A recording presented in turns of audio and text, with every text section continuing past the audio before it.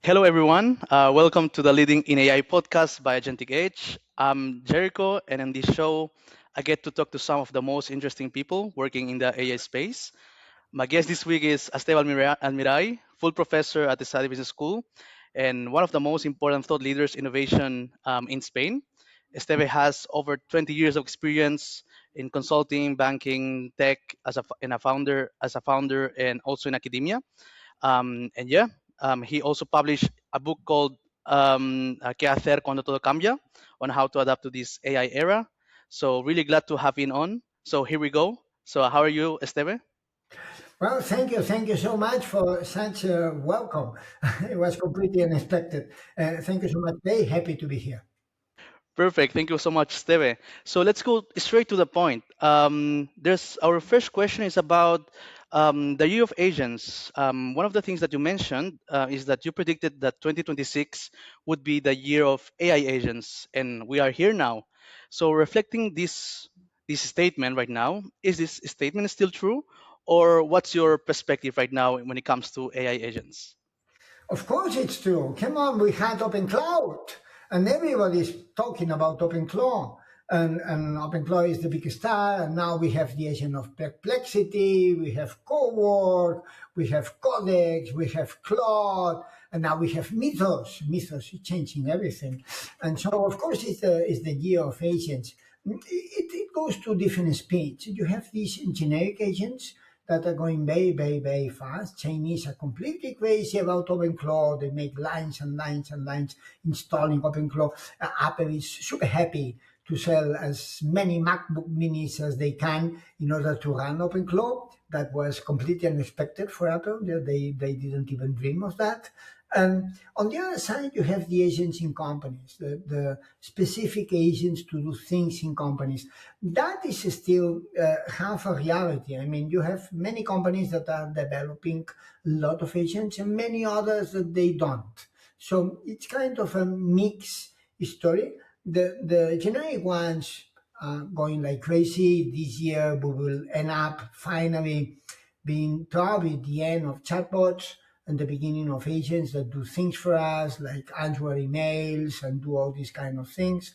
And but the specific ones, the ones for companies, are still lagging behind. That's Perfect.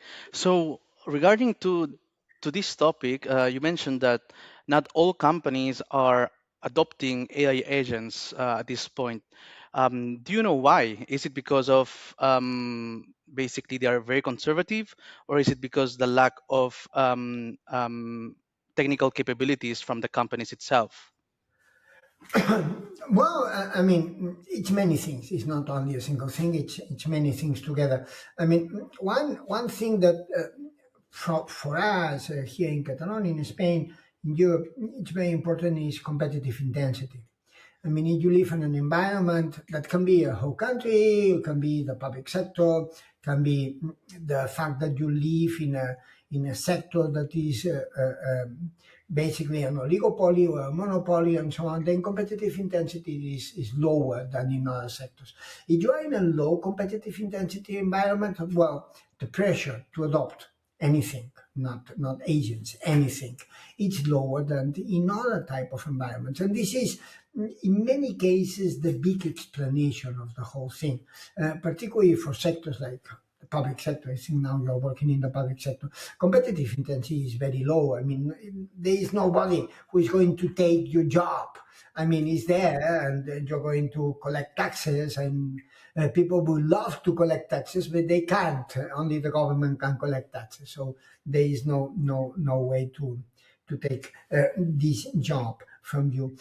So this is an important factor, but there are many other ones. One of them is that use cases, in order to be adopted, need to be kind of standardized, fossilized, because the adoption many times is copying what other firms do, and so on. And this takes time. And this standardization of use cases, so you can copy from one to another and so on, this takes time because for standardizing a use case, it has to be successful. For being successful, it has to be adopted. So this always takes a little bit more time. Uh, Another case is that agents is not a task view. It's not a task-centric view. Task-centric view is mostly on augmentation, augmenting capacities of humans and so on. Automation is, that is what agents normally are, is more a system view. And then a system view means that you have to unbundle or unbundle the whole system, and that means that you have to change the organization. And changing organizations is something that, again, takes time. So there are many visions. Another one is that is not less important at all is that, well, agents means that you need to know how to do agents, that you need agentic systems, agentic workflows, the tools, the libraries, and so on. And this is still in its infancy. Not only that, I mean, the knowledge that you have inside companies of how to develop agents successfully is still very low. So you combine all these things together, and that's why where we are.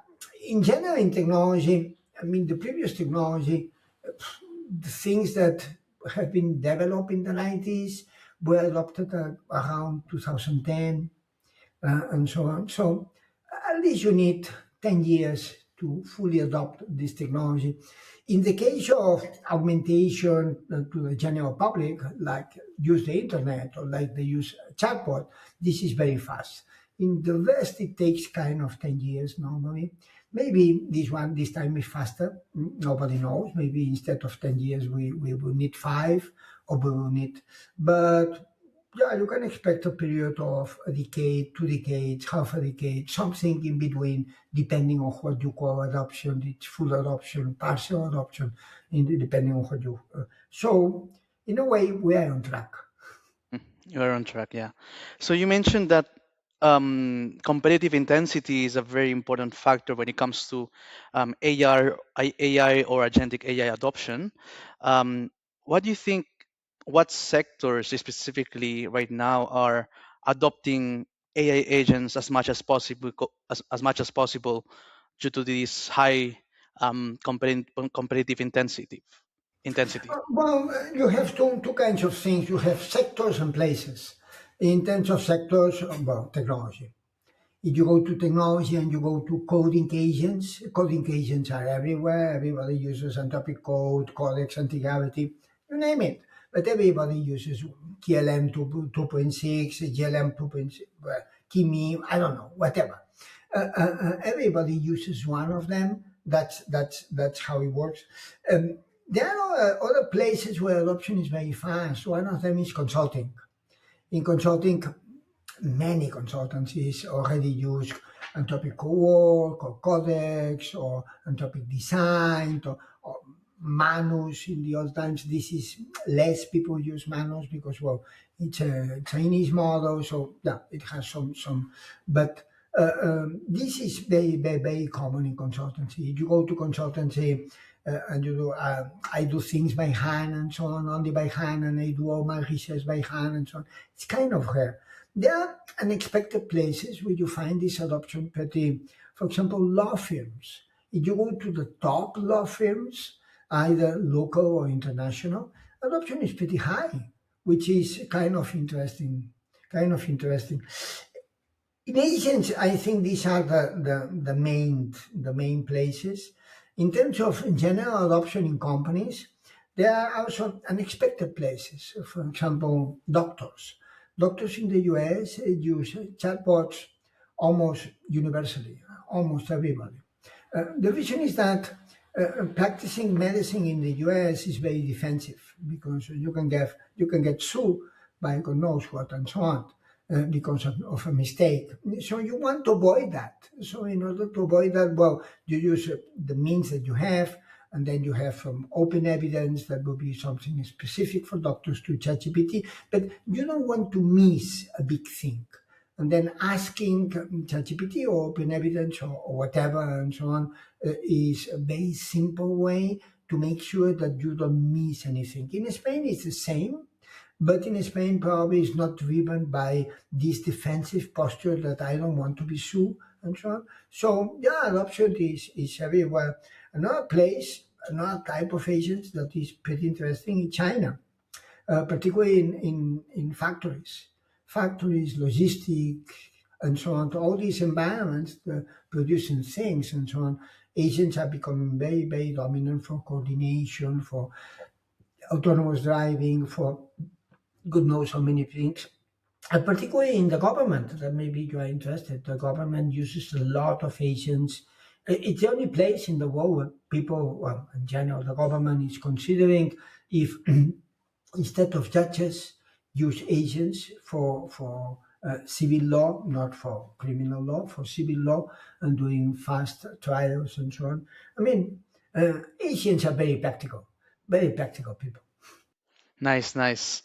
Perfect. Yeah, talking about China and also talking about the US, I think we can probably agree that at this point that Europe has maybe lost the race of foundation models. We can say that the frontiers LLMs are American and Chinese. So my next question is, have we lost the agents race too? Or is there any space that Europe can be competitive in this space?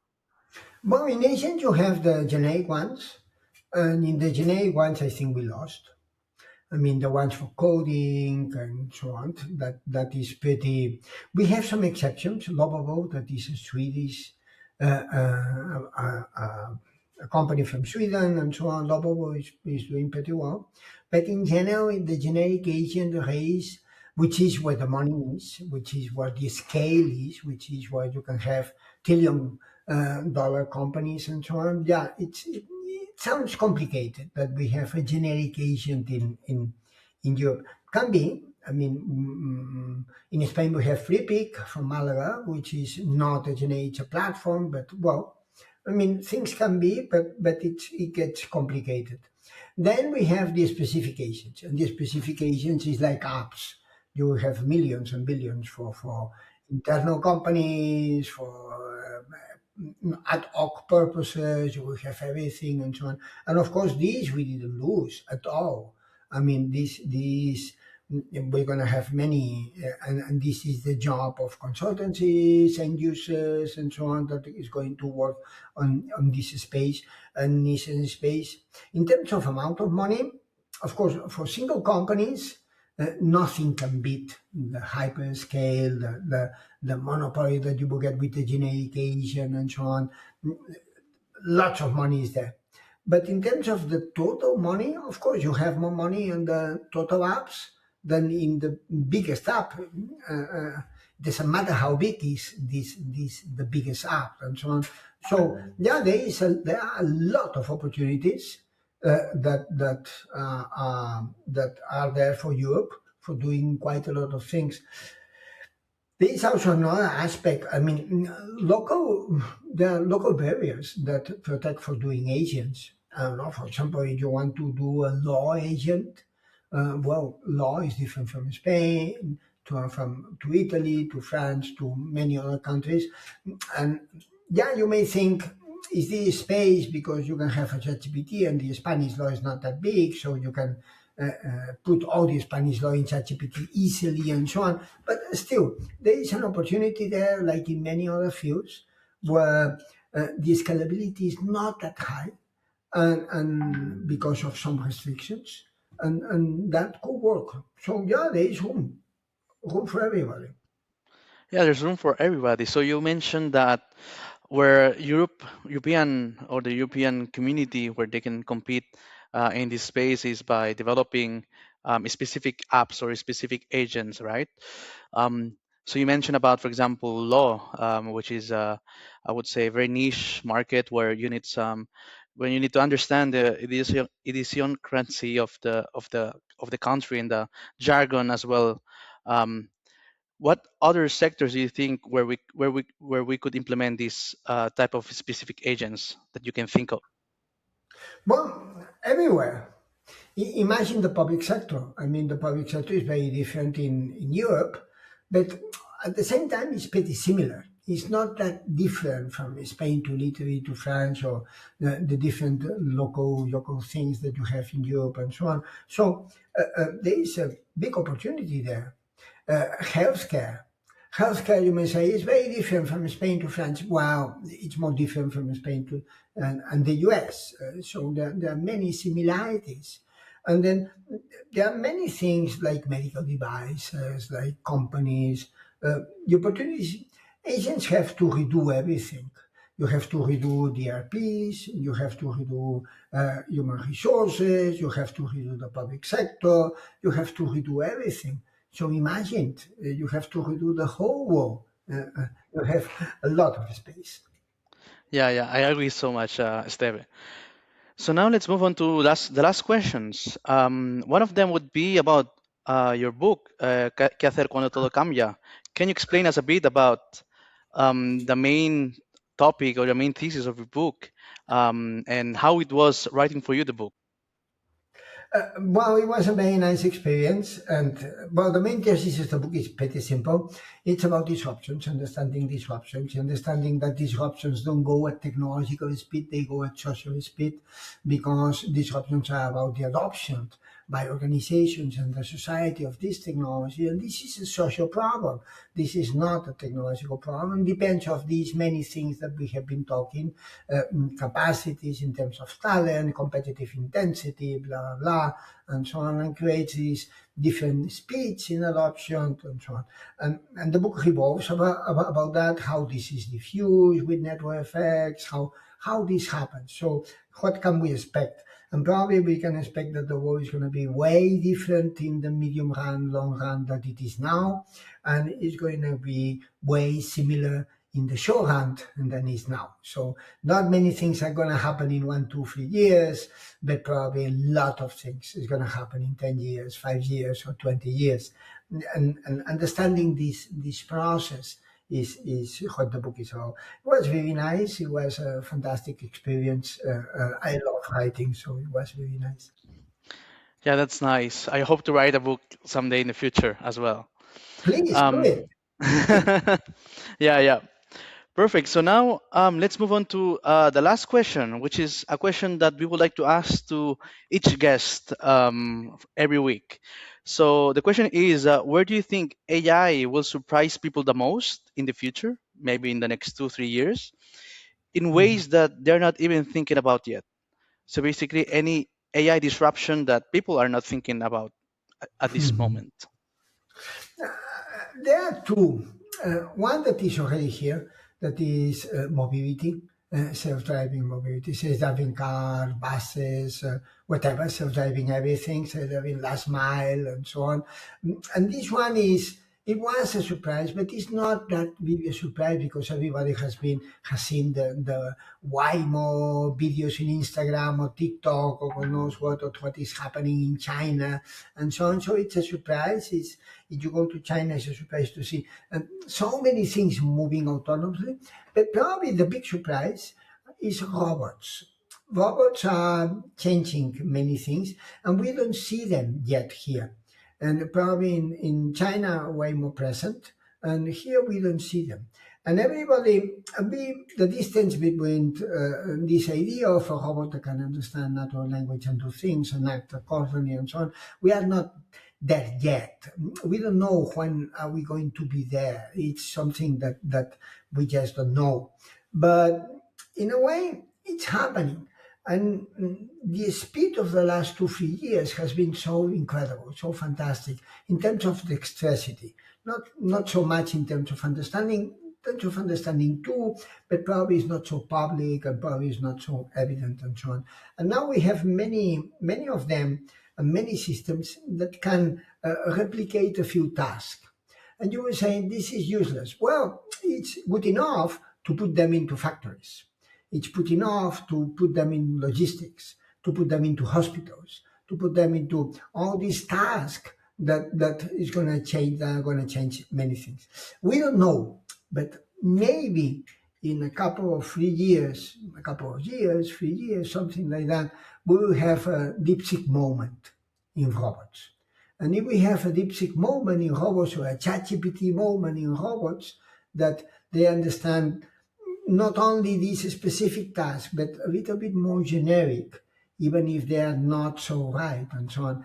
the impact of robotics in our life, in operations, in factories, in everything, will be something that we cannot even imagine. And this is probably the biggest surprise that is just in the corner. We don't know where the corner is, if it's 1 meter or 10 kilometers or 100 kilometers, but it's just in the corner. Perfect. Thank you so much, Esteve, for your time. It's a pleasure to talking to you always in every moment. I'm always learning a lot from you. So I hope we can see each other in the future. Absolutely. Thank you so much, and thank you so much for the podcast. Perfect. Thank you so much.